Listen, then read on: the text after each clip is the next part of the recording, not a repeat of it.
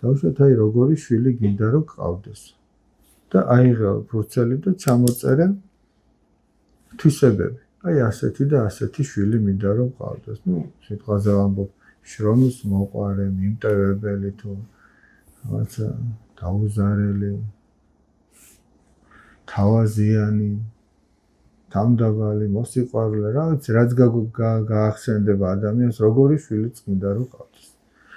მე ეს ფურცელი დაიჭირე და მიუკერძოებლად, ესე იგი, აი გულწრფელად ჩახედე და თქვი, რომ შენ ხარ თუ არა ასეთი.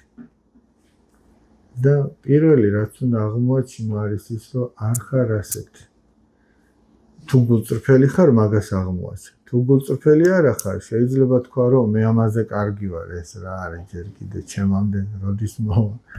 და რომ აღმოაჩენ, რომ ეგეთი არ ხარ, უბრალოდ ცადოთ, აბა, რომ აღმოაჩენ, რომ ეგეთი არ ხარ. პირველი რაც უნდა გააკეთო რა არის?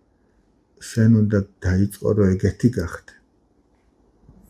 და როდესაც დაიწყებ აი ამ გაკეთებას, ეგ ნიშნავს უკვე, რომ შენ დაიწყე ზრონა შვილის აღზრდაზე. ხო არა გყავს ჯერ, არც დაოჯახებული ხარ არაფერი, მაგრამ შენ უკვე დაწყებული გაქვს აღზრდა შვილისა.